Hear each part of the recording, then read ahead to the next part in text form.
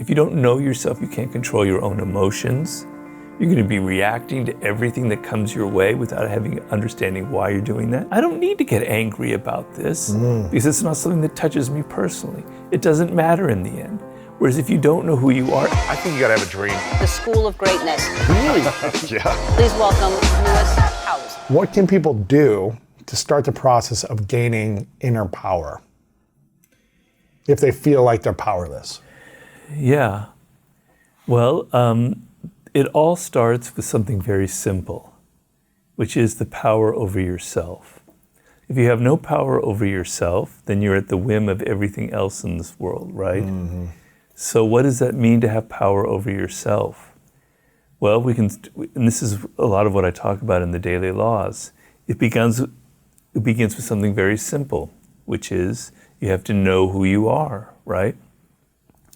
So you're walking around in this world. You don't know really who you are. You don't know what your needs are, what you really desire in your life, because you're a product of social media. You're a product of what other people are telling you you should like, what your parents tell you, what your friends tell you. You don't know who you are, what drives you, what really motivates you deep down. And so you're kind of wandering in life.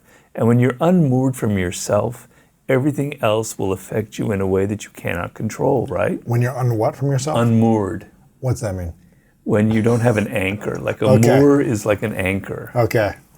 So you gotta speak in simple terms to me over here. Maybe it's my pronunciation. No, it's good. No. I don't know what the word is. That's what I was saying. Unmoored. Gotcha. Okay. So it's like a boating term. Yeah. So if you don't know like what you were intended to do in life, like what your career was that meshes with you well, right? You're going to be making all of these wrong decisions, and people will do things to you that you won't be able to understand why you're reacting the way you're reacting. Yes. You'll get lost. You'll end up in blind alleys with your career, and you'll go, man, I'm so helpless. I have no power. I have no control. The world is against me. It's 2021. It's the pandemic. No, it's you. It starts inside of you. The real problem is in you, not in the world, right? You don't know who you are. And it's not easy.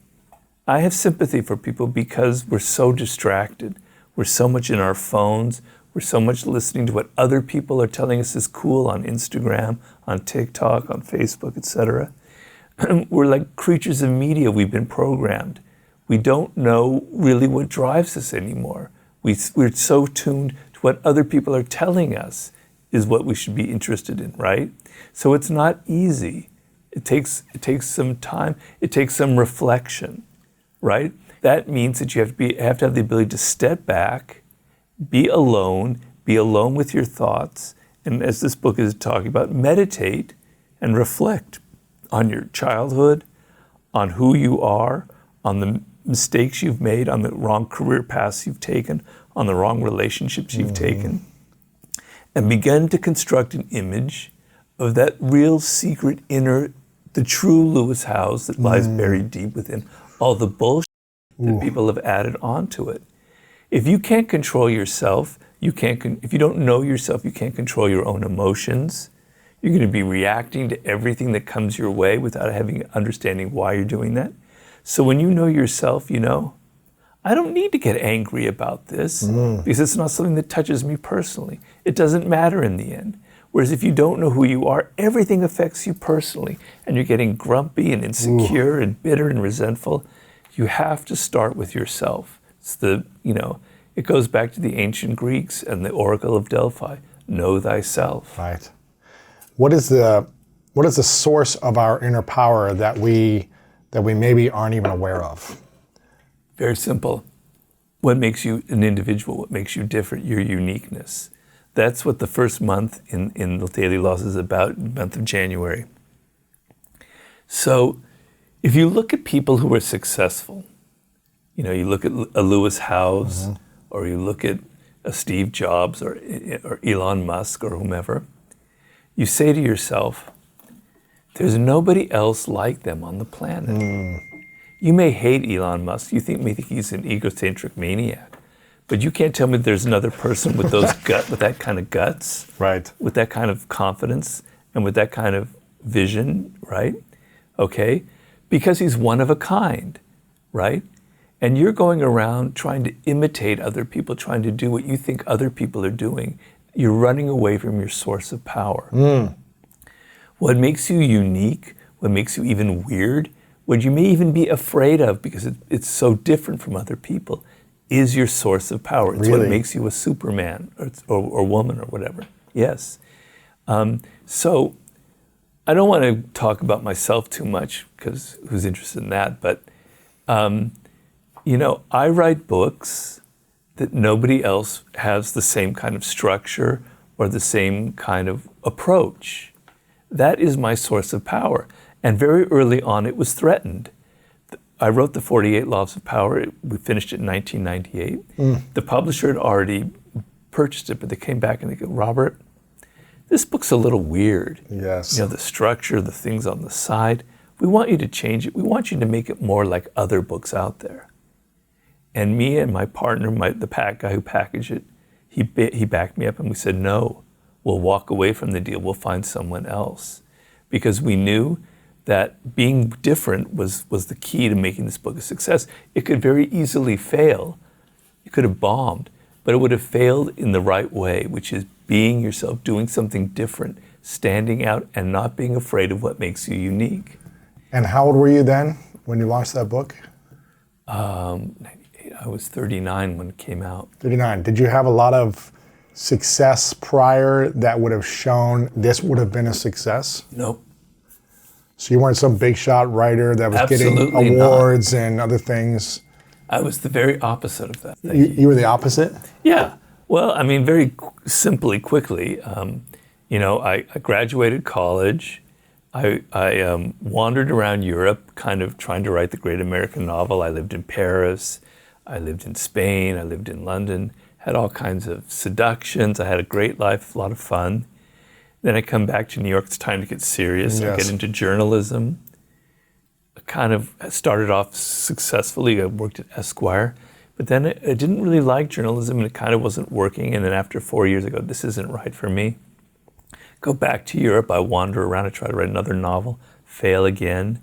I come back to LA to try and make it in the film business. And it doesn't work well. And I'm a failed screenwriter. I work for various film directors, but I can't sell a single one of my screenplays. Wow. And here I am, 35, 36. I have a lot of skill. I've learned writing for film. I've learned writing for journalism. I've been writing novels.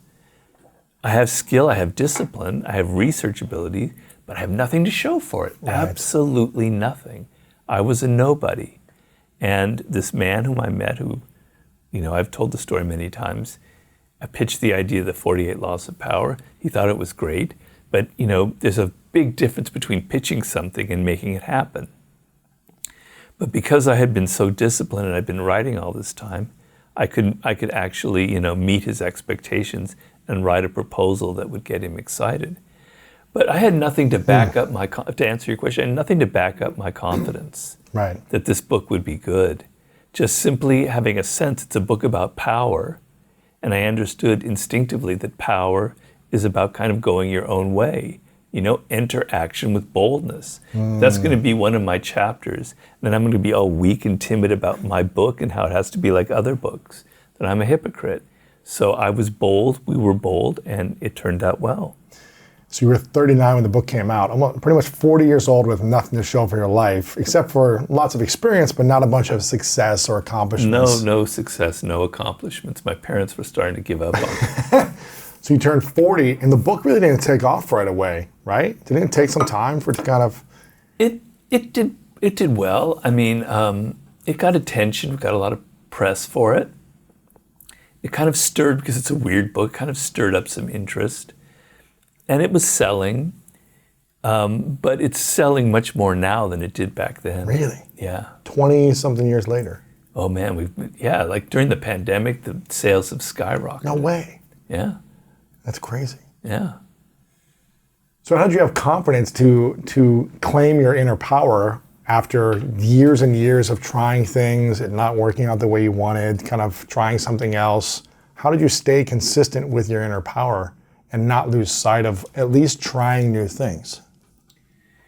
Well, it's a great question, and it's not an easy answer, but it might even sound a little bit insane, to be honest with you. But deep down inside, I always had kind of a weird faith in myself. I always had a sense that there was a destiny that my life was following a certain path, that there was something fated to happen.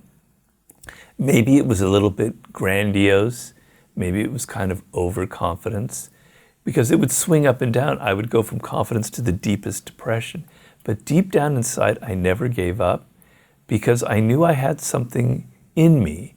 You know, now if the 48 Laws of Power hadn't worked, I don't know if I would have gotten my act together. Wow. I might have been crushed by it, to be honest with you. Or maybe I would have picked myself up like I had picked myself up 30, 40 other times in the past, when people told me, like this one editor, Robert, you're never going to be a good writer. You should go into business or law school.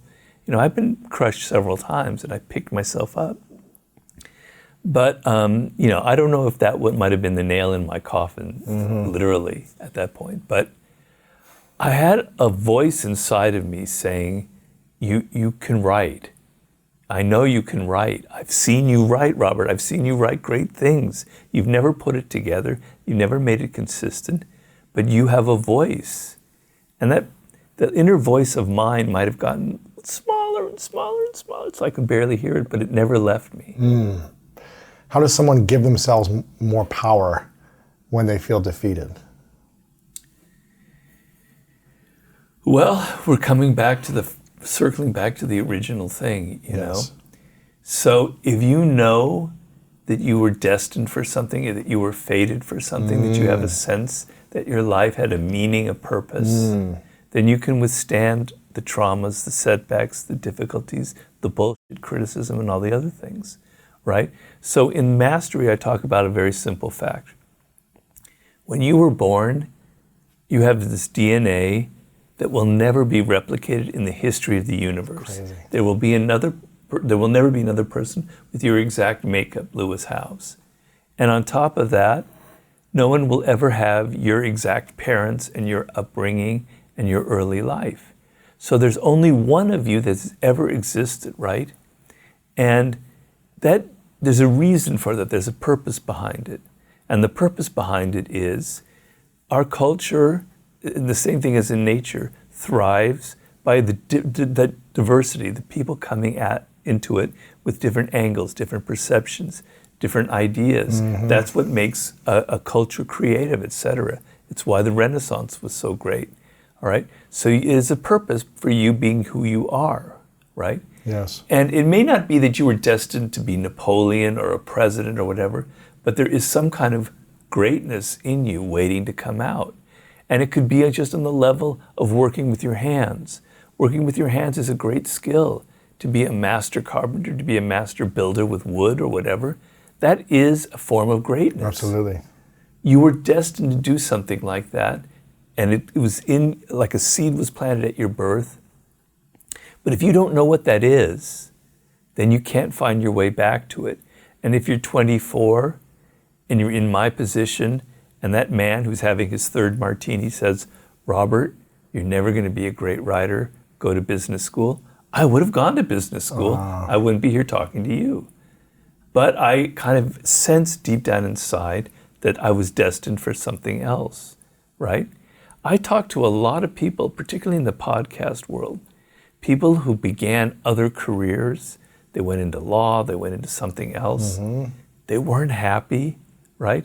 And then they found their way to like creating a podcast, and it's taken off, right? It's made their lives. They found their way slowly to something else. It wasn't just any old podcast. It was something that reflected their own strangeness, their own weirdness.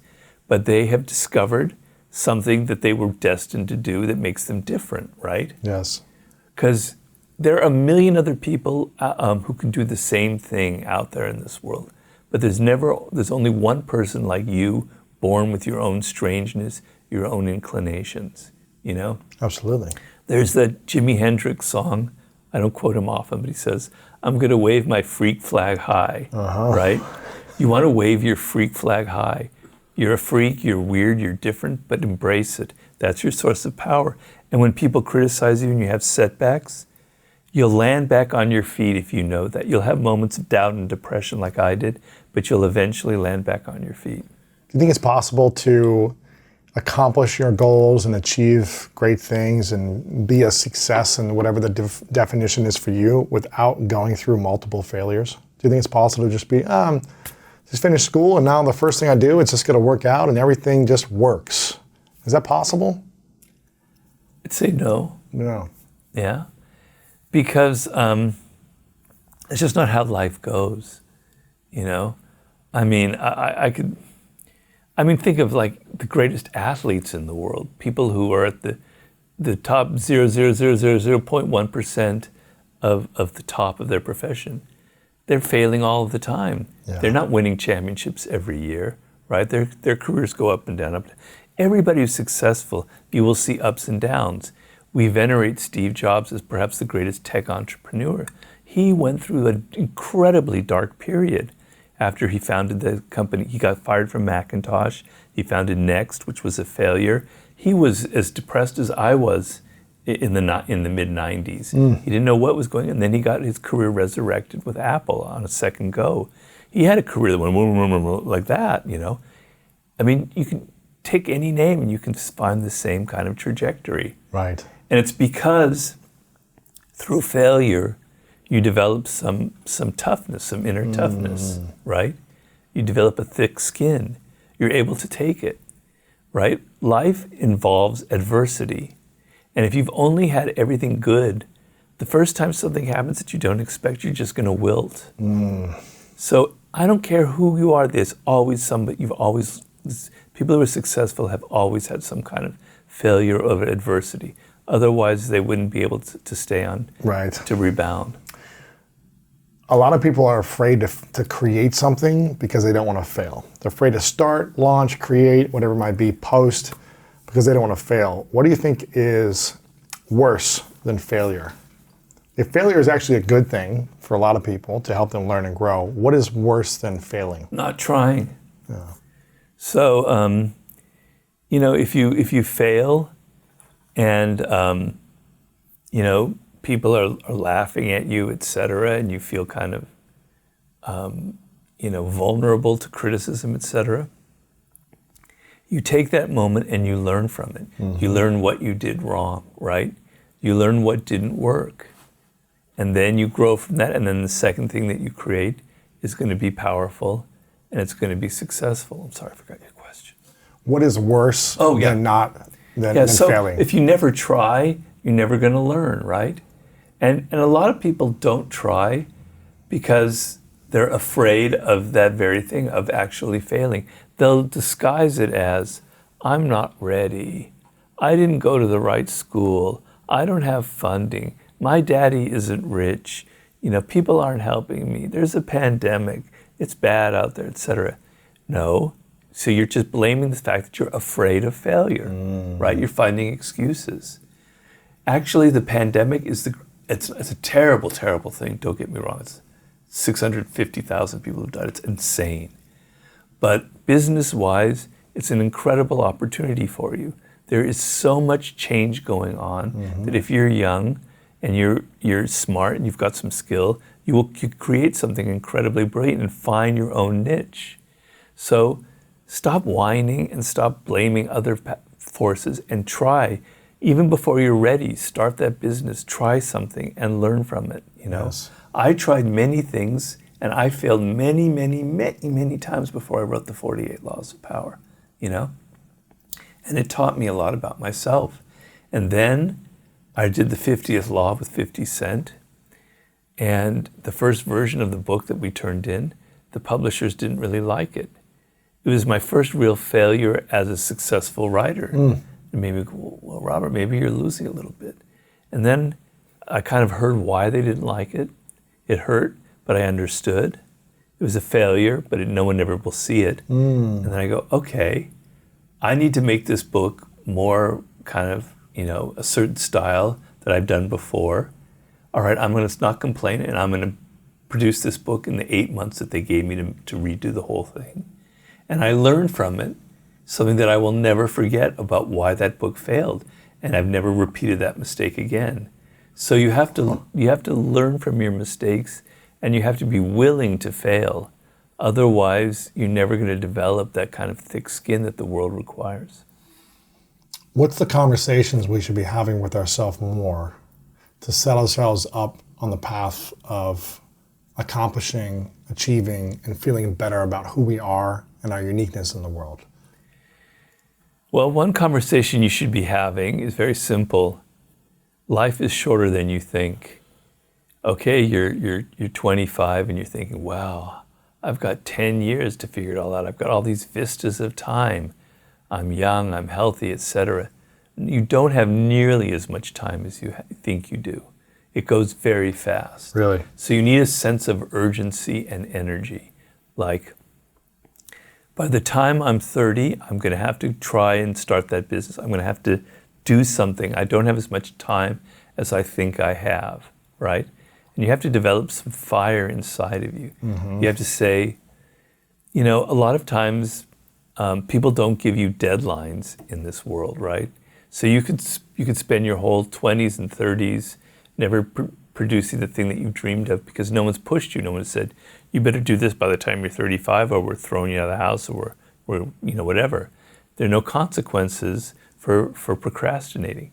You have to create those consequences. You have to live on what I call death ground. Ooh. Death ground means your back is up against the wall, the enemy is coming at you, and it's either defeat them or die, right? And you have to tell yourself, I only have so much time, right? The peak creative years for anybody is in their early 30s. Really? I think so, I believe so. And people have borne that out in various studies. Yeah, there's a different kind of creativity that one can have when you reach my advanced age. But the really fluid creative times, and I know it personally, are in your 30s. And they creep up really quickly. And if by the time you're in your mid-30s and you haven't started creating something, man, you're going to be in your 40s and it's almost going to be too late. So you don't have as much time as you think you have. That should be the number one conversation that you have with yourself. Any other conversations besides sense of urgency? Well, the worst thing in life is to be 55 or 60 and to go, I had potential, I had dreams. When I was a kid, I was going to think I was do this, and you've realized none of that, right? So you want to have accomplished something in life, something that you're proud of. It doesn't have to be a book or anything, it can be something that lasts, that you're proud of, that gives you a sense of accomplishment, right? Because that carries off into every aspect of your life. It carries off into your relationships, it carries off into how well you sleep at night, etc. So you want to have that in life. You want to accomplish something. What is it? What is it I want to accomplish? What was I meant to accomplish? And how can I start on the process tomorrow? Not next week or next year, tomorrow, right? Maybe you can't start because you don't have the money, but you can start planning. You can start maybe taking classes or learning skills that you can do that tomorrow, etc. So, what are a couple skills you wish you would have mastered earlier in life that maybe you've mastered now, or maybe you haven't yet, that you wish you would have? I wish I mastered a 3-point jump shot. Okay. 3-point jump shot. Yeah. Yeah, two-hand shooter? Yeah. No. I don't know. Because when it came time to write that book, I had learned a lot about researching. Maybe about like marketing, because I'm not very good at that, to be honest with you. That's why I rely on people like Ryan Holiday, who know their shit, as opposed to me, who knows nothing. Yeah. So I wish I had been a little smarter about things like that, because I was so much in my head into my books and my research writing that I never really paid attention. Wish I'd been a little more hard-edged that way. Learning about promotion and marketing. Yeah. It's true because my brother, who's one of the best jazz violinists in the world. Really? Yeah, he's arguably number one in the world at jazz violin. And he said there's so many talented artists that think they're going to be discovered, like in their basement or something. But you have to learn how to master your art and then how to master the art of selling yourself. Definitely. Because if no one knows who you are, then you're not going to have opportunities. You're not going to be able to monetize your craft or your art or have, provide a lifestyle for yourself. So, and if no one is aware of your art, then you're doing a disservice to the world by just hiding it for yourself or for a couple friends. A lot of artists have that problem because they think that kind of sullies the what they're producing, and they're afraid of that part of the game. But that's why a lot of artists fail. The ones who are successful know how to play that game of power to some degree. They're not so naive, right? The game of power. What do you mean by that? Well, take the art world, for instance, something Yes. I know fairly well from people who I've known personally.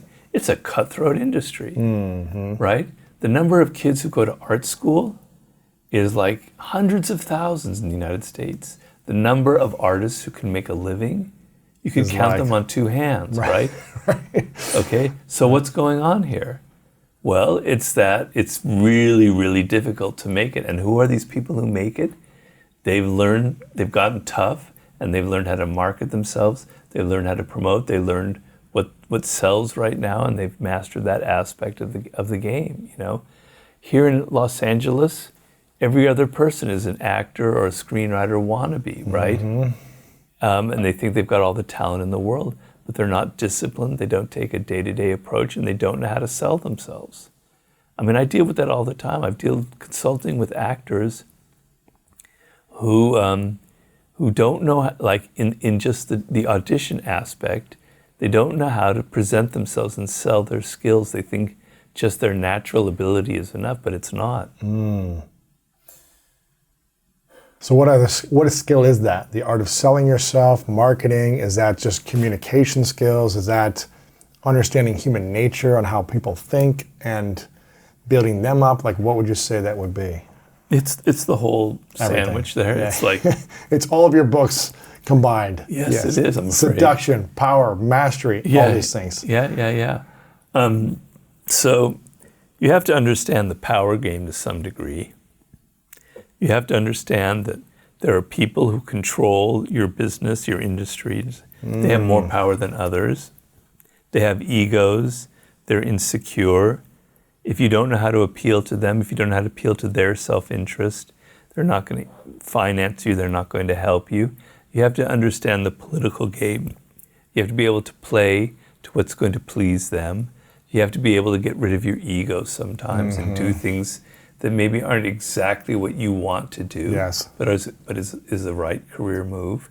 You also have to know how to package things. Yes. And I talk a lot about that in my books, in the 48 Laws of Power. You have to understand human psychology. People want drama. They want something that stands out. They want something that's strong, that's forceful, that's impactful, right? And you're sitting here writing something that kind of meanders, that sells it kind of in this half-baked way, et cetera. No, you've got to hit directly. You have to hit people's emotions. We're emotional animals. And that's sort of the key to marketing, is hitting people's emotions, not their intellect, not their ideas, right? I mean, it's the whole thing. You have to understand human nature. You have to understand psychology. You have to understand politics and egos. You got to learn a lot in life just to get, anything that's inside of you out and being semi-successful.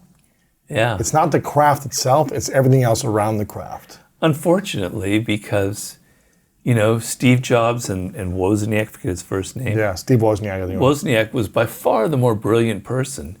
He was the most brilliant person with computers of his time in the late 70s, early 80s. Steve Jobs was really very weak when it came to computing and things like that. But look who made it. The person who understood marketing, right? He understood human psychology, marketing, persuasion, the political game, the theatrics of communication. Theatrics, definitely, right? Yes. So talent is important, but it will only get you so far. There are so many talented basketball players just in the United States, but the ones who make it are not always the most talented, but they're the most disciplined of all. Absolutely. I played with so many athletes better than me on teams that weren't disciplined enough or committed enough just to do the extra effort and work to get to the next level. Right. To be on the field, to stay on the field, to get thrown the ball to get the tryouts or whatever it was to the next level. And I would just say that I had more commitment than a lot of people that were better than me. And I just remember being like, man, there's guys in the pickup games in basketball who were freaks that could have played, but they just didn't lack the discipline and the consistency or the attitude. And so they get kicked off the team because they just had a bad attitude. Right. So we've got to learn all these other things for sure. What do you think is the skill that a lot of people master that's actually wasting their time? Never really thought of that.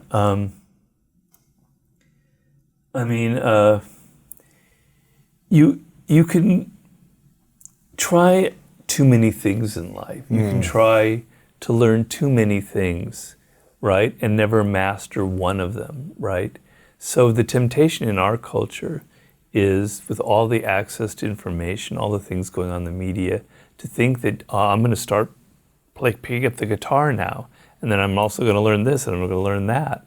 So people are kind of trying too many different things, and they're not like learning one thing really, really, really well. Yes. And so that's kind of the main fault I see in a lot of people, particularly when they're young, because it's very difficult when there's so many things out there and there's so many temptations. And I think it's a balance of it, because there's a book, I think his name's David Epstein. Do you know David Epstein?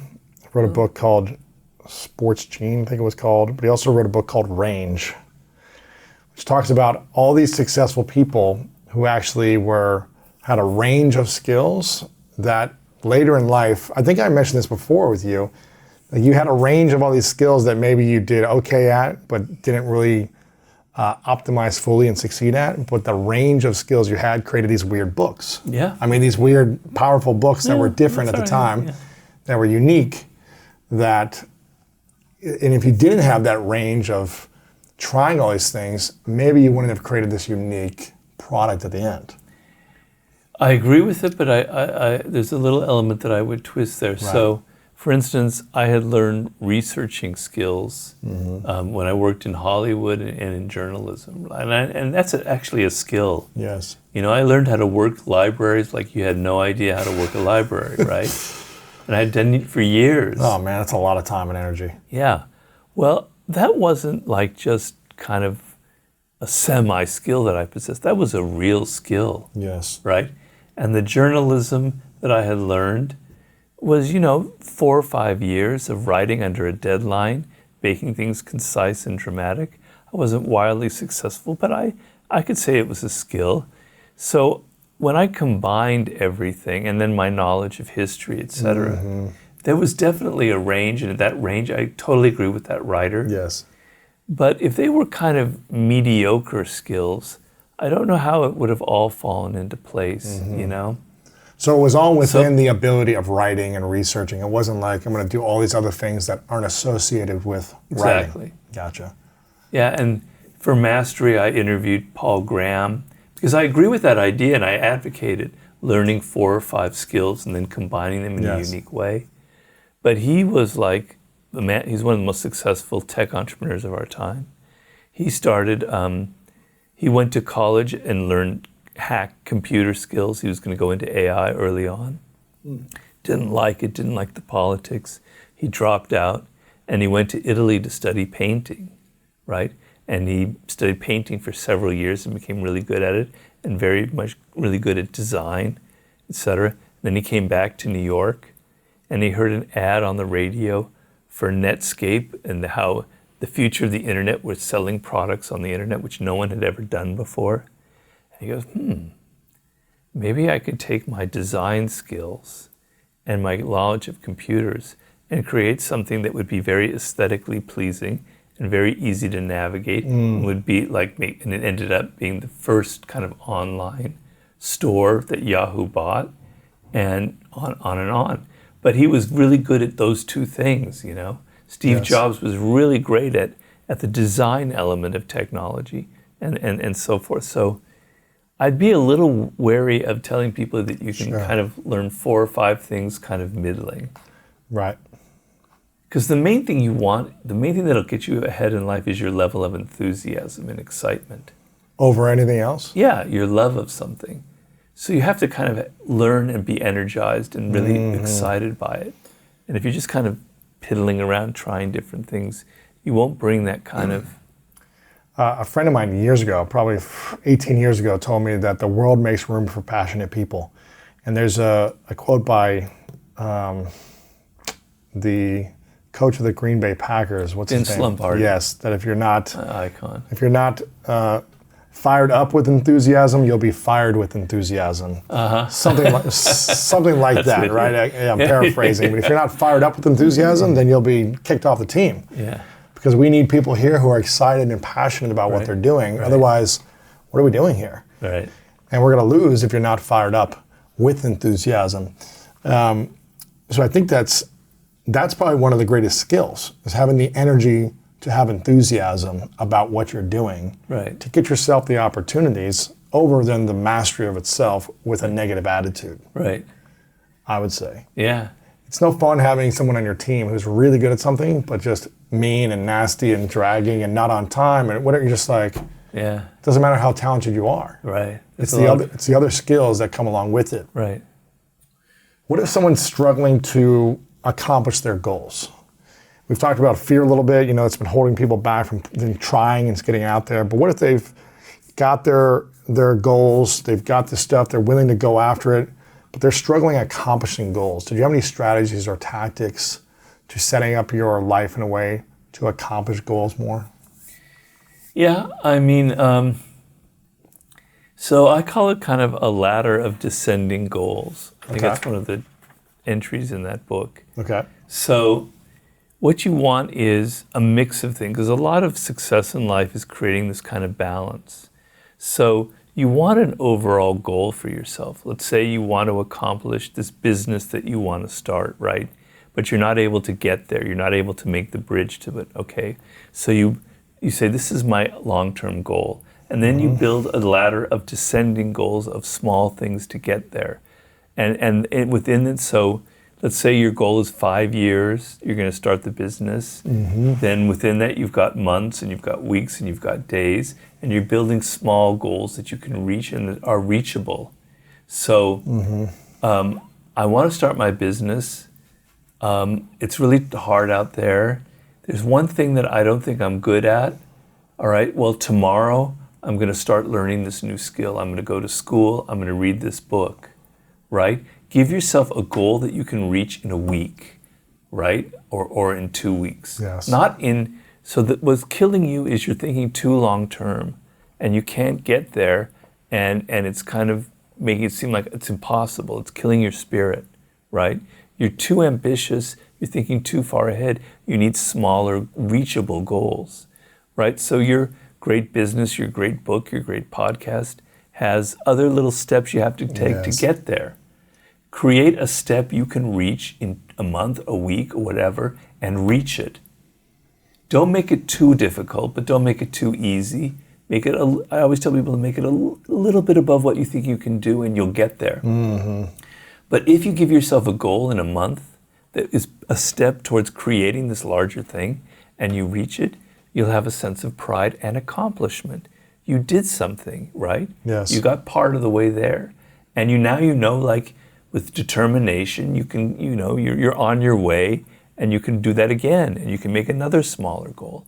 And you're not paying attention to 5 years from now, you're paying attention to tomorrow's goal. Your eyes are focused on these small steps. You don't lose sight of the larger goal, because then you'll get mired in details. It's driving you, but your main focus is on reaching what you've set yourself up for, month by month, by week, by week, by week. Baby steps. Yes. If you do something every day and you reach these things, the sense of you've never done anything is what's killing you. You need to have a sense that you actually have something to show for it. You actually have reached part of the way there. Yes. You know? And believe me, when I start a book, it's like, my God, I can't, how am I going to make it? Well, I start off simply and I go from simple goals and I have a process I go through. And I don't worry about 3 years down the road. I worry about what I'm going to do tomorrow. Yeah. It's not worrying about the finished product. It's kind of like when you're climbing a mountain. If you're looking up the whole time, you'd be like, this is so far away. And you'd be so tired. You'd be like, I can't do this. But if you're just focusing on one step at a time, and then you pause and you look up and you see you've gone farther, then it's more rewarding that way. What should we know about the daily laws? Your new book, 366 Meditations on Power, Seduction, Mastery, Strategy, and Human Nature. Why is this going to be helpful for people to chunk on a daily basis something that they can take action on for yourself? What do you think? Well, okay, so I've been at this, Lewis, for 25, 26 years now, which is a fairly good chunk of time. And I've learned a lot. Mm-hmm. And if I could boil down what I think makes a person successful in one sense or one word, I would say it's your attitude in life is the cutting edge, right? It isn't your skill, it isn't all these other things, it's how you look at the world, right? If you look at the world through the lens that's negative, like nobody likes me, the world is against me, I'm not really good enough, I don't deserve things, that's what you're gonna get in life, right? If you look at the world like there's opportunity for me, I'm good, I'm aggressive, I know how to get there, I'm gonna get it, that's what you're gonna get. So how you look at the world is what you're going to get. And the attitude to me that is the most powerful and the most forceful, particularly nowadays, is a realistic attitude, right? You're able to look at the world, first of all, you're able to look at yourself and assess who you are and not be filled with all these illusions or these insecurities. This is who I am, realistically. This is my problems, my weaknesses, my strengths. This is what I'm good at. This is what I'm destined to create. Your ability to look at other people realistically and see through their appearances, see through their masks. They pretend to be this, but they're actually that, and I'm not going to be fooled. I'm not going to be naive, and I'm not going to be fooled. I'm going to see into that. This is what the world is like right now. These are the trends. I'm not deceived by all the things in social media. I know what's going on and where the world is headed in 3 years. You've got this laser focus. You're seeing through yourself. You're seeing through other people. You're seeing through all the bullshit in the world. You understand what's happening. You can't fail when you have an attitude like that, right? And you also understand the power of being fearless and taking risks, which is also a part of a realistic attitude. All right, how do you get there, right? Well, it's not easy because we're born with a certain attitude. We're born with things, with burdens and baggage from our childhood, etc. It's like a daily process. Yes. Right? You have to see first your negative attitude, where it comes from, the problems with it, what is holding you back. And now you have the power to begin to fashion it to a degree that's going to actually be something strong and powerful. Well, this is what the book is designed for. So I've been covering this for 25 years. It's scattered across 6 books, right? In Mastery, I talk to you how to be realistic about your career. In Power, I tell you how to be realistic about the power games going on. In War, how to be strategic. Human nature, how to see into people. But it's all scattered, and it's hard to find the cohesive thread through all these different books. This book is going to bring it all together. It's going to help you. It's very laser focused, and I talk about it in the introduction, on crafting that hardcore realistic attitude about you, where you're headed in your career, the mistakes you're making, about people and their weaknesses and the power games they play, about what it takes to influence and persuade people on and on and on. And you're going to be doing it every day. Now, I know because I meditate every morning. I've been doing it for 11 years now. It's saved my life, I can honestly say. Every morning I sit on the pillows for 40 minutes now. I just focus on getting outside of myself. And I learn through this process that day by day by day by day, change occurs. It doesn't occur in a dramatic way. It doesn't occur like, wow, I'm different now. It almost occurs unconsciously. Things seep into you that you're not even aware of. This book is designed to get under your skin day by day by day by day. You're going to read it. It's going to make you think. You're You're going to go on to the next day. It's going to kind of strengthen that idea, come at it from another angle, and slowly it's going to get under your skin, and it's going to alter how you look at the world and alter your attitude. And then maybe you'll reread it in a year. That's what it's designed for. For me, this is the exact type of book that is perfect for me, because it's hard for me to get through a full book, any type of book. But when I can go to one page every day and read something that's going to be powerful to help me improve and give me a tip, a strategy, an idea to improve something in my life, it's the perfect type of book. So make sure you guys get a few copies, the Daily Laws, because your friends are going to enjoy this, especially in a world where for most people it's hard to stay focused long periods of time and keep their attention on something for a week or weeks through an entire book sometimes. I don't want to generalize, but the millennials of the world, this might be a good book for them to get as a gift. So get this, and every day you'll get a page that'll give you some meditations on power, seduction, mastery, strategy, and human nature. It's going to help you improve your life. So make sure you guys check this out. Where are you spending the most time on social media right now? I probably have become... I have somebody managing my TikTok account. Yes, got some good TikToks on there. Yeah, I don't really spend a lot of time on it, but I have looked at it, and that's kind of a new frontier, and it's kind of exciting. Very exciting. Yeah, and it's not natural to me, but I'm learning it. Yes. Because I'm of that age where it's like TikTok. Well, I don't know, but I'm enthusiastic. Yes. I probably spend more time on Instagram, I have to admit. And you're Robert Greene official on Instagram, is that right? Yeah. Okay, cool. I've kind of gone off Facebook like a lot of people. And I've never really been a big Twitterer. Okay. Although I do have a Twitter account. Robert Greene there, but Robert Greene official, you're posting more on Instagram, right? Yeah. Okay. But I have posts on Twitter as well. And then I have the TikTok stuff that's going on. Is that just Robert Greene? I don't know. When they search your name, we'll find it there. We'll link it up all in the show notes as well so people can see it there. I want to ask you a question that I've asked you before a few times. This is your fourth or fifth time on now. And it's called The Three Truths. And I have your previous ones here, so I'm curious if it's evolved or changed as you have maybe a different perspective on life now. So the question goes like this. Imagine it's your last day on Earth many years away from now, and you continue to accomplish all of your goals and dreams. But for whatever reason, you've got to take all of your work with you, and it's your last day, and you have three final things you get to share with the world. These three lessons you would leave behind, or three truths you would share with people. And they wouldn't have access to your books, or your work, or this interview, or any of your content. What would be those three truths that you would leave behind? Whoa. Well, so recently I suffered a stroke like 3 years ago, came out of the blue. I was totally healthy, swimming, biking, doing everything, and now it's all taken away from me. So the first truth is, don't take anything for granted. Don't assume that what you have now is going to go on forever. It could be taken away from you tomorrow. And appreciate and love deeply what you have right now.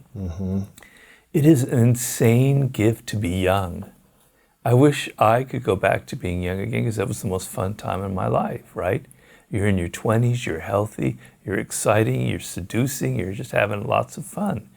Well, it doesn't last. Well, appreciate it and soak up every second of it, because something like this could happen to you tomorrow, particularly with this COVID that we're all living through. So do not take the smallest thing for granted, because it could be taken away from you. That's one.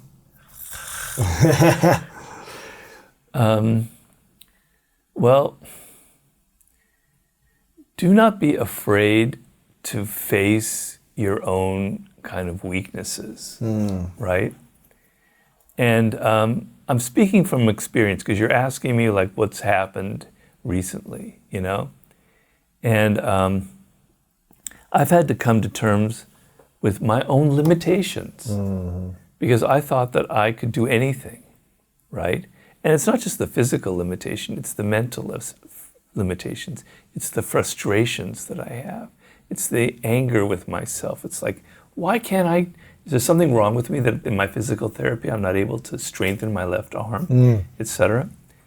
And I've been afraid, I think, to confront that and to see that I am my own enemy. I've probably gotten in the way of my own recovery by my attitude, by being impatient, by being in too much of a hurry, right? So I've had to step back and I've had to see, I've had to have some humility. So that's sort of the lesson. Okay. Yes. I'm not as great as I thought I was, but I can work on that. Now that I know that my impatience is getting in my way, I'm going to work on that every day. So if at night I stumble or I drop something, I'm going to calm down. And I'm going through this kind of physical therapy now, which is actually trying to alter my attitude towards my own body. But I'm confronting my own limitations, and it can be at any age, and it's actually, you know, helping me get through this kind of ordeal that I'm going through. Wow. You know? Okay. 3. 3. I guess it's, I hope it doesn't sound too soft, like Robert Greene is not like the 48 Laws of Power anymore, because I am still that hardcore person. Yeah. Don't worry about me. All right, I haven't lost my edge, maybe a little bit. Yeah. Is the ability to kind of forgive people. Ooh. You know? So, and I'm not the most forgiving person. So I had a thing in mastery that's called suffer fools gladly. It's an expression from the Bible. And it means the world is always filled with foolish people, fools, who are stupid, who don't know what they're doing, etc. And your tendency is to get angry and irritated and upset. And instead you need to suffer them. You need to be tolerant towards them because there are too many of them in this world, right? Sure. And I've never been good at that, you know? And I've learned, like, when I'm judging people, etc., to sort of, it kind of goes to that other one, they're all interrelated. But, you know, maybe I'm too quick to judge. Maybe I can understand their problem. Maybe if I've hired this researcher and they're not working out, maybe it's because I'm not explaining myself very well, or they've got other issues. And I'm not going to maybe try and repair the relationship or keep them on as a researcher, but I'm going to forgive them. I'm not going to carry the weight. I'm not going to carry them around with me. There's this old Buddhist kind of parafable where these 2 monks come up to a river, and there's this old woman who can't cross the river, and one of the monks, because they can kind of walk across, she's too old, one of the monks puts her on his shoulders and carries her across, and then lets her go, and she's so grateful. As they walk on, the other monk says, you know, we're never supposed to do that. As Buddhists, you're not supposed to touch people. You're not supposed to handle them. You violated one of the most important laws of Buddhism. On and on and on. He went criticizing him and about it. Finally, the guy said, well, look, I left that woman on the other side of the river. You're still carrying her right now, right? You're still carrying her mentally with you. Let go, right? So I've created for myself a mantra in my daily meditation. It's called let go. Just let go of the rancor, let go of the hurts, let go of the past, and kind of forgive and kind of be in the moment. Yeah. I don't know, I'm kind of all over the place. I wish I had more. I like it. It's good. It's powerful. If you want more succinct answers, you can get the book. Because every day there's powerful, succinct answers on the Data Laws. Yeah, so make sure you guys get this. Me. Yes, make sure you get this. Because it's all of his philosophical ideas in concise moments on a daily basis. Robert, like always, I've got one final question for you. Oh, yeah. But like always, I want to acknowledge you for being my first ever guest on the School of Greatness, for always showing up and being consistent in your life since I've known you in serving people. You're using your uniqueness, your talent, your gifts, your energy to create beautiful pieces of art that serve and help people. And I think it's incredible that you continue to show up and do this. You don't have to anymore, but you keep doing it. Even when you have your own personal challenges that you're facing, you continue to show up to serve. So I acknowledge you for always being the example even during challenging times for yourself. It's a beautiful thing to see, and I appreciate your friendship. Thank you, Louis. Of course. Likewise. Of course. I have very fond memories of that first time you came. First time in your house. With your little recording device. And you didn't know really what you were doing. Zero idea. You gave me an opportunity. You said, hey, I'll interview you. I liked you. I liked your energy. Exactly. And I could see that you were something was going to come from this. Yeah. Yeah. And I could sometimes sense it. when you don't know what's going to happen sometimes, but if you have an enthusiasm and an appreciation and a gratitude and you have an energy, hopefully good things can happen. Yeah. So I appreciate you being the first one. But I think I also was like, hey, listen, I want to sell a bunch of books of yours and we're going to do this thing. And I was excited about selling books for you. And I think it's always important to create a win-win experience. So, but I appreciate you taking the chance on me launching the podcast with you as the first interview. No. I enjoyed it. It's very memorable. Yes. My final question is, what's your definition of greatness? My definition of greatness is kind of what I've talked about before. It's realizing your potential to some degree. So we may not realize 100% of our potential. I certainly haven't realized 100% of my potential. There are things I probably could have done more of. But if your potential is to raise a great family and to raise really great kids, and you've done it, that's greatness. If your potential is to just build something, however small it is, and you realized it, and you realized 50, 60% of your potential, that is greatness. And then you can go to bed at night feeling good and proud of yourself, right? Yes. So a lot of it is it's not the money that matters, it's not the attention that matters, it's the inner feeling you have that you have accomplished something, that you have fulfilled your potential, that you have accomplished some of the dreams that you had as a child for yourself, right? And to have that sense that I have done that I have wrote this book, that I created this business, that I started this podcast, that's greatness to me. Of course, there are levels of greatness, right? But that's enough for me as well. Just the sense that I was born with this potential, and I worked and I realized some of my gifts. I think that's an amazing thing. That's greatness for me. If you enjoyed that interview, then I know you'll love what we have coming up right now.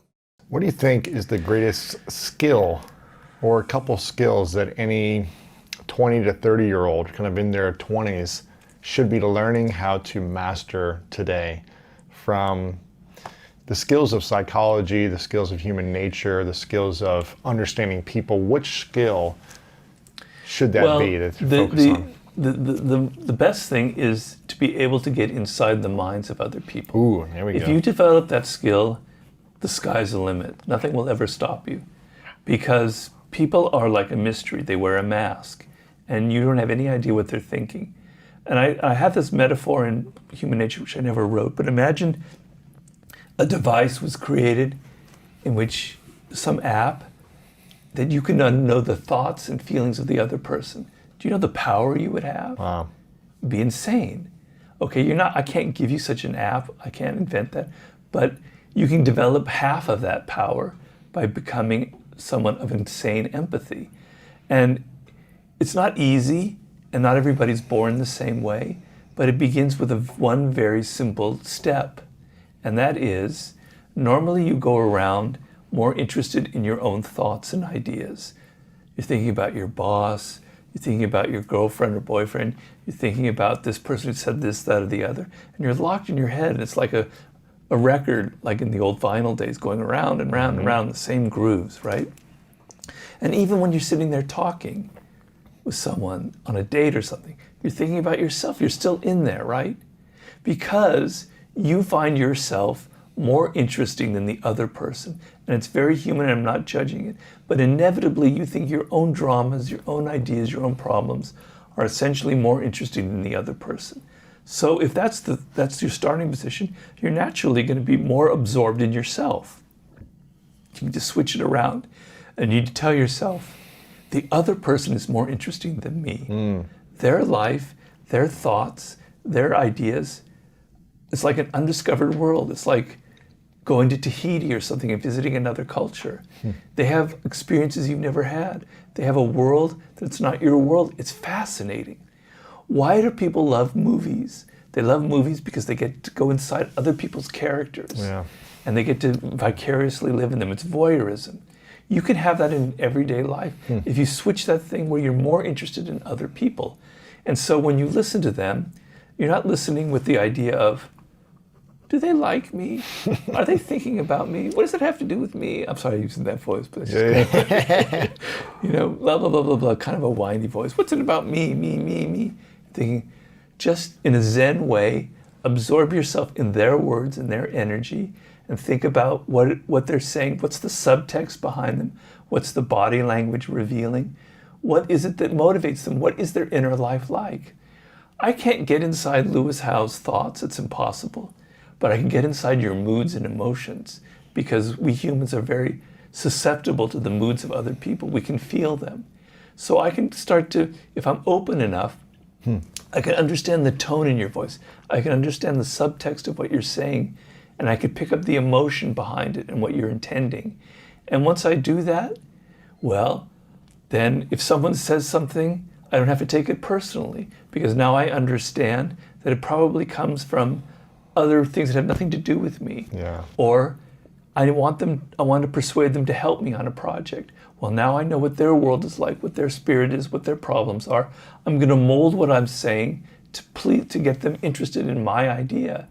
Doors open up to you, left, right, and center. The whole universe opens up to you once you're able to put yourself in the mindset and the point of view of other people. Enter their spirit.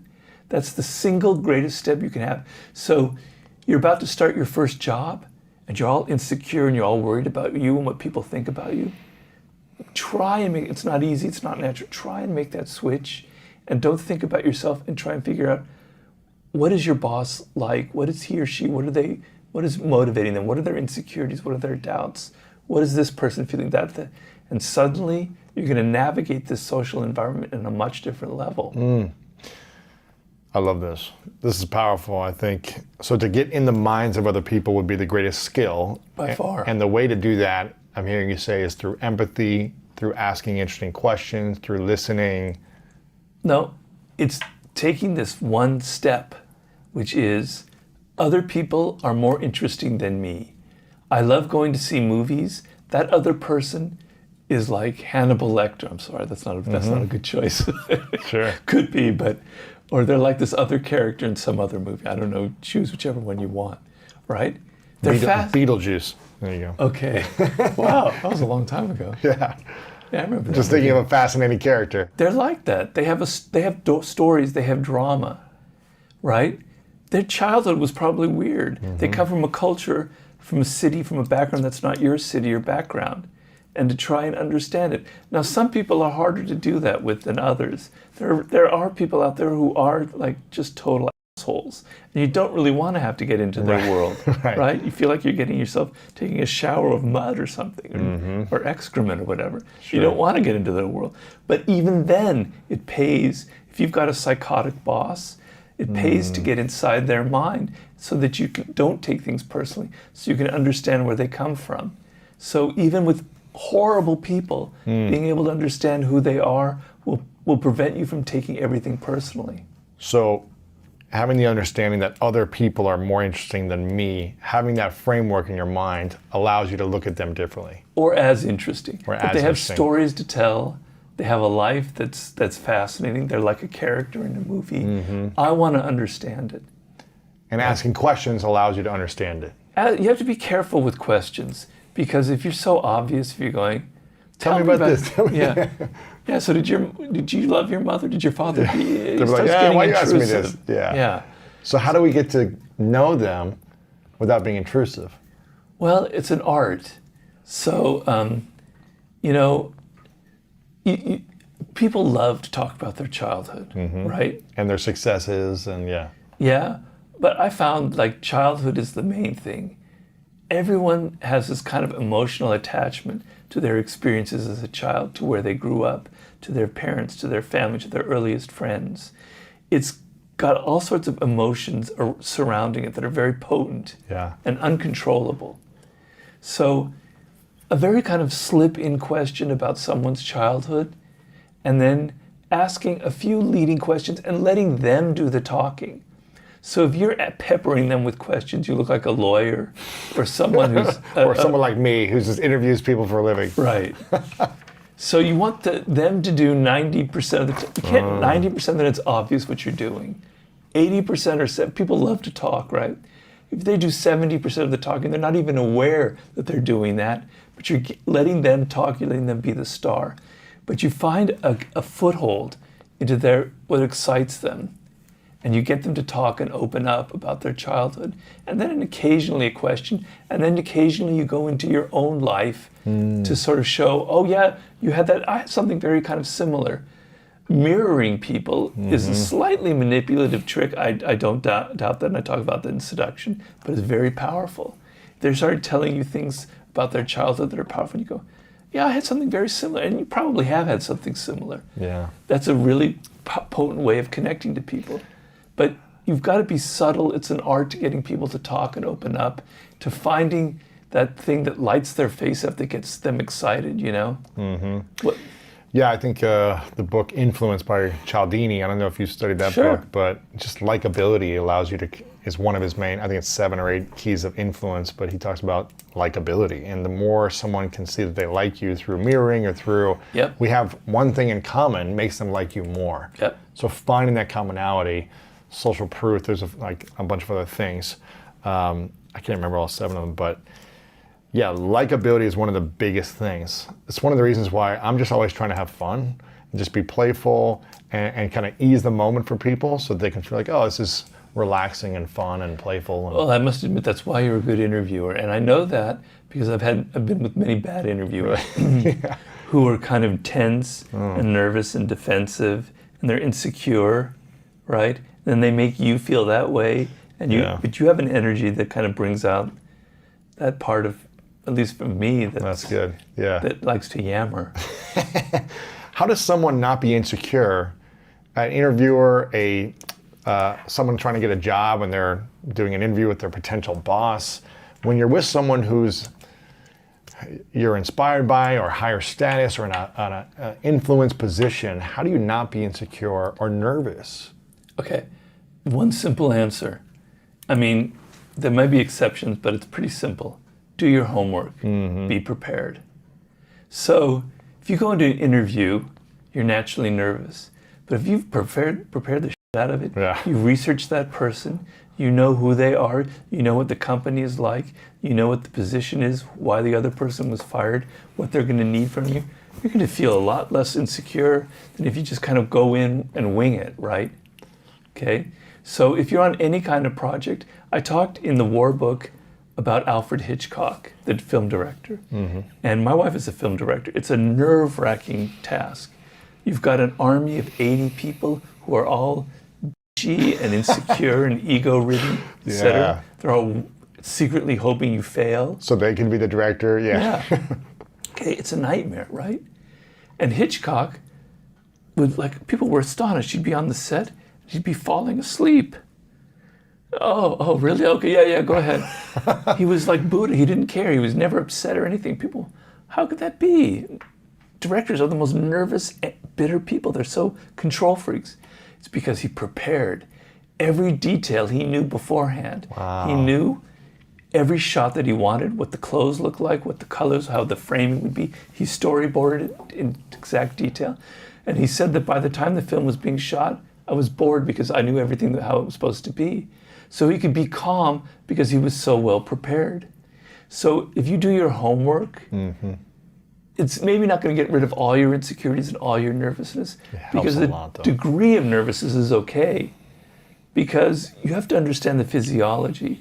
Adrenaline is a very powerful emotion, and feeling a little bit of doubt and a little bit of fear will drive you and keep you awake and alert. So you don't want to be so confident that you'll just do anything. You want a little bit of tenseness. Yeah. But if you prepare and you've anticipated the situation, it will get rid of 80% of those doubts that you have. We were talking about before, and I have a couple final questions for you. We were talking about before self-doubt, before we started recording.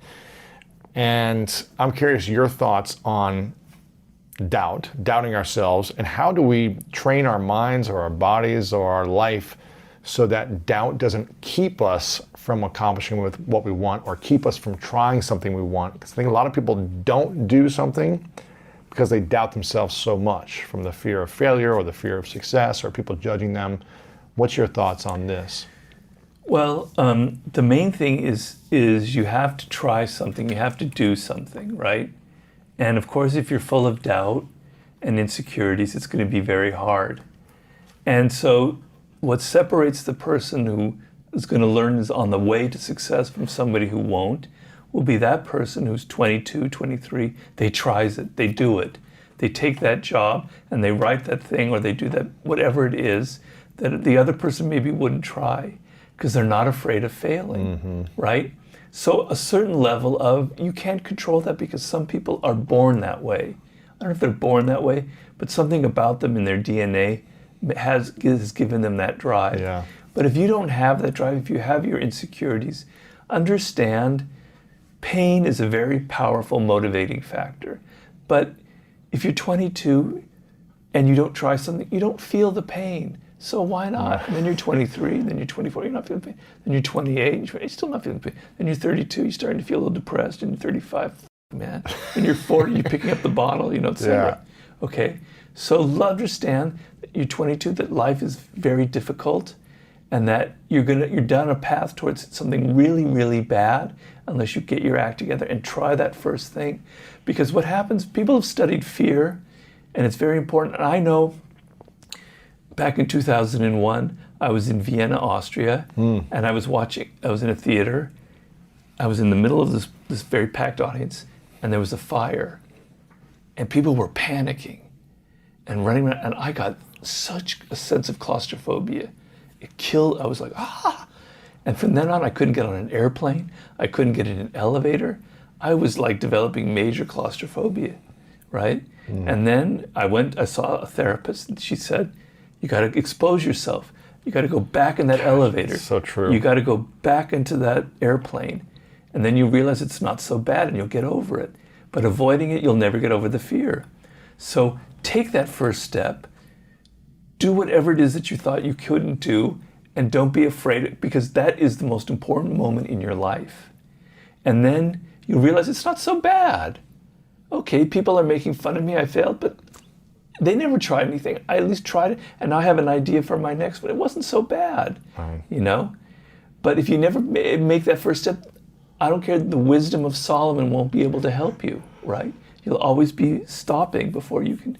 So you've got to have the guts to make that first step, and then the doors will open for you. It's what I'm hearing you say is it's an experiential event. It's not a theory of, okay, let me think my way out of the fear or the insecurity or the doubt. It's like, no, I have to practice this and experience the feeling of, I failed, or someone laughed at me, or I tripped and fell, whatever it is.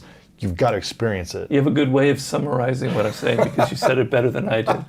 Well, this is something I've been fascinated by, because I think so many people doubt themselves, and their doubt is what keeps them from going after what they want, getting into the relationship they want, getting out of the relationship they want, getting the job, all these things. And they're afraid of failure, they're afraid of success, and they're afraid of people's opinions or judgment when they take this action. And I tell people that the simplest thing you can do is write a list of your biggest fears and insecurities, circle the top one, the one that scares you the most, and then do that until you feel at peace with it, or at least so you can embrace it. Essentially become Batman of that fear, and live with the bats of that fear, that insecurity. That's a good way of doing it. Where then it becomes a powerful thing for you. And this is what I did in my teens and 20s, from being terrified of public speaking. And I went to a public speaking class every single week until I felt like, wow, I feel powerful up here, not powerless. Right. And I did it with so many different things that I was insecure about until they became skills as opposed to fears and insecurities. And so I love that you said you've got to expose yourself to the fear. You've got to re-go into the elevator, or go back to that theater that had the fire, and breathe and feel comfortable so you can live your life. And then we go back to that thought about, that question, could it have been worse? Yeah. Well, think of it this way. If you don't try that thing, it's going to be a lot worse for you down the road. You're going to never get anywhere. And you're going to, the pain will be intense in 15 years. You're not feeling it now, but have that hindsight to realize that the worst thing in life, the worst feeling of all, is to feel that you wasted your potential. Oof. That you had dreams and you never even tried them, and then you're in your 50s, your 60s, you're facing death. Why was I alive? I didn't do it. I could have done this, that, or that. I never even tried. Remind yourself of that.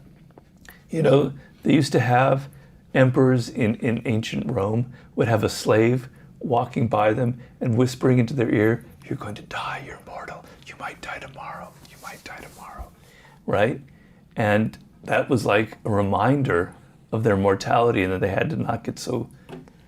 Wasn't that a story from Marcus Aurelius where he had someone talk to him and say, you're just a man or something? That might be. That might was that who it was? I can't remember. But someone had someone just say every day, you're just a man. Right. The more powerful he became, yeah, to kind of keep him more grounded. Right. You're just a man, or you're going to die. Or just have that whisper, you're going to fail. You're not going to realize your dreams. You're going to waste your life. You're wasting your life. You're wasting your life. You're wasting your life. You don't want to feel that way. I know, like, it's hard to, I'm coming from a position of privilege and I don't deny that. Sure. But I didn't have anybody help me. And all my success was pretty much on my own. I worked really hard. But I can tell you this, that prior to my success, I was really unhappy. I was really unhappy. I was very depressed. I even had moments I was suicidal. I felt like I could do something, but I wasn't able to do it. And then the ability to write my books now, I don't have that feeling anymore. And it's the greatest thing in the world to not ever feel like, you know, that doubt and that depression. It's like a constant exhilaration. It's amazing. I finished it. I wrote that book. I did it. You know, I can feel good about myself. And I want other people to understand that. You may not, it doesn't have to be a grand project, but it has to be something that makes you feel like, you know, because when you're a child, you have these dreams. Everybody had these dreams. You were going to be the best basketball player in history, like me, like I thought I was. Right? You know, the Jewish kid's going to be a great basketball player. Okay. You know, or I'm going to be the best this, I'm going to be a great writer, I'm going to be blah, blah, blah. And then you get older and you lose those dreams, and it's very depressing, it's very debilitating. And you want to keep some of that child within you alive, and some of that ambition, some of that desire to achieve something great. And having ambition is not a bad thing. It's a dirty word today because people think it means you're selfish. Yeah. But your ambitions can be towards achieving things that help people as well. What's the greatest fear for you now that you haven't yet conquered or overcome, or insecurity that you're still dealing with? I don't know, Louis. You know, I have, believe it or not, a tremendous fear of failure. Like still, after all these massive hits and millions of books sold, and every time you get I'm neurotic and I don't deny it. Every book is a hit and just changes lives. Well, it's because, I don't know if it's from my background, I'd come home with straight A's and my parents would go, okay, so what? Right. What's next? Okay, so it's instilled in me some way, I don't know why, but so I'm writing my new book, my first chapter, and I'm going, this isn't working. It's too intellectual, it's not going to hit people, it's not relevant to their lives. I have to change it, I have to change it. If I write the book like this, people are going to laugh at me. And I go through that every single time in every single book. Now I'm able, it's kind of a split personality because in the back of my mind, I know I'm kind of playing a game. But I still play the game. And it keeps me motivating, it keeps me working. So I must say, I'm still deathly afraid of failing my readers and of them being disappointed in me and going, I thought Robert was this great writer, and look, he's put out this shit, man. What's wrong with him? He's getting old and soft. I'm still afraid of that. Wow. Well, I guess that's why you keep showing up, keep creating to help you overcome that fear. Keep being invited back to Louis House. That's it. This has been powerful, and I think a lot of people are going to love this. I want them to, if you're listening right now and something inspired you or you're watching, make sure to send a tweet to Robert Greene. Let him know what you enjoyed about this, or on Instagram, Robert Greene Official. post a story, tag Robert so he can see it, even though I'm not sure how active you are on Instagram. But someone's watching there, so you'll get the information and the laws of human nature on Facebook. If you don't have all of Robert's books, make sure to get them right now. And also get on your newsletter. I think you have a newsletter, right, where they can opt in for when the future book comes out. I'm not sure if Ryan probably manages all that for you still, but go to your website, which is powerseductionandwar.com. powerseductionandwar.com. The and is spelled out. andwar.com. Go there, get on his newsletter, or just go check it every month because the book's coming out hopefully in the next couple of years.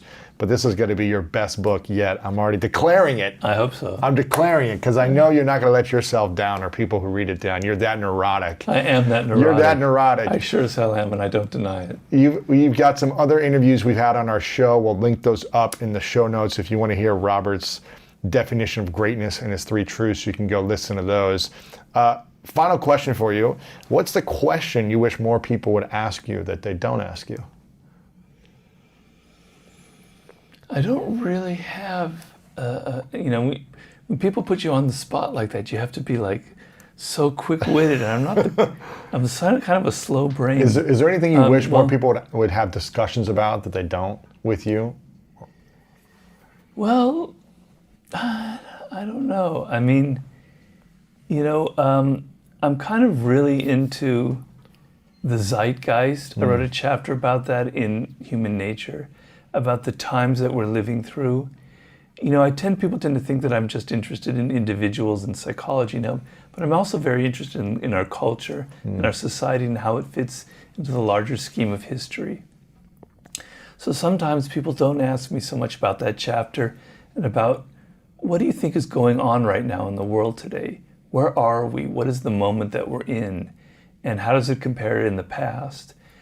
Because I've read a lot of history. I'm not bragging because it probably led to my stroke, to be honest with you. Thousands of books.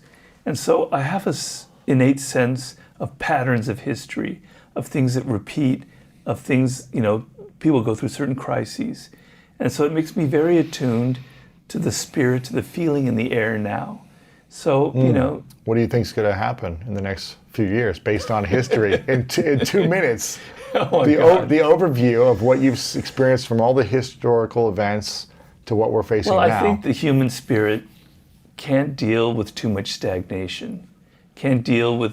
So on the one hand, we're afraid of change. On the other hand, we're deadly afraid of boredom and stagnation. And things have been stagnant for too long. And we're on the verge of what I think could be a revolutionary generation. It's not carved in stone because social media has kind of disrupted the apple cart, so to speak. But young people are the motors of change in this world. They will create culture. They will create new movements. They will keep the world alive because they enter the world and the world doesn't fit who they are because it was created by boomers or whomever. So they want to mold the world into something that's more like them. So they're the motors of all the changes, all the trends in fashion, all the trends in the arts, in politics, etc. But things have been too static for a long time. We live in a situation where the politics and the structures have not really shifted in 50 years. They're ossified. And so I think the human spirit is sick of it. If I were 20 years old, I would be sick of it. I would say, this is not the world that I want to live in. And so I feel like there's going to be an outbreak at some point where people are going to say, I want to live. I want something more alive. I don't want this world that is so unequal. I'm somebody who rants against the inequalities of wealth, etc. And just the kind of rigid social framework that we're living in. I think there will be an outburst. I'm not Nostradamus, so I could be wrong. In 5 years, people might be laughing at me. But I sense, and other people have written who write about the generational phenomenon, say that the millennials were the crisis generation, and that's always followed by the revolutionary generation, which would be the Generation Y or whatever you call them. Wow. Or Z, Generation Z. How should we be preparing ourselves if this comes true? What can we do now for the next couple of years to prepare ourselves? Well, embrace it. Embrace it. I did a podcast about it, and a lot of people were upset going, well, revolutions, I mean, come on. Look at the Soviet Union or communist China. Revolutions are bad. They're ugly. Look at that. And my response is, change is the healthiest thing that can happen, right? Even if it's a change for the worse, it's okay, because humans need a vitality. We need things that are different.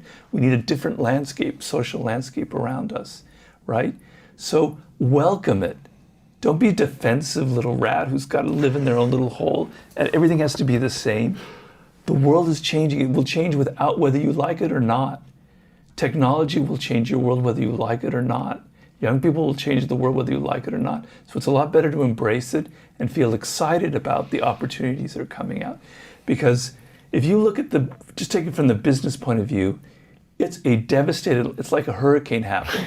All the businesses that are gone, all the jobs entertainment lost, industry, the travel industry, they're devastated. Gone. Restaurant industry, yeah. What happens when that? New things are going to spring up. New ideas are going to spring up. There's going to be new ways. I think the future for that kind of world is going to be giving people experiences, because they've been locked up in their house for a year, and they want, so like you go to a hotel or a restaurant, you want to give people a little bit of an experience. It's not just something so flat and like on social media. So people feel more alive. There's going to be opportunities you're not even aware of. So be open to the change and be excited about it. That's the main thing that to prepare yourself for. Robert, thank you for always opening up and being honest and real every time you come on. Thanks for being episode 1 and now 1,000 something. Wow. Hope you come back on many other Episode times. 2,000 or something. 2,000, yeah. Hopefully we'll come back on before then. But your next book we'll have you back on for sure. And if you guys want to hear more about Robert's ideas on the zeitgeist and what's happening in culture, then let me know, and maybe we'll bring you back on sooner in the next 6 months after the election and everything to see what do you think is going to be happening moving forward and what we can do about it. So, Robert, thank you so much, Thank man. you so much for Appreciate this. I really enjoyed it. Thank you. The excuse, I was worried about X or I was afraid of Y, does not age well. Like when you look back, you're never glad that you chickened out. You should be afraid of betraying your principles, of falling short, of not doing what you know is the right but hard thing at the time.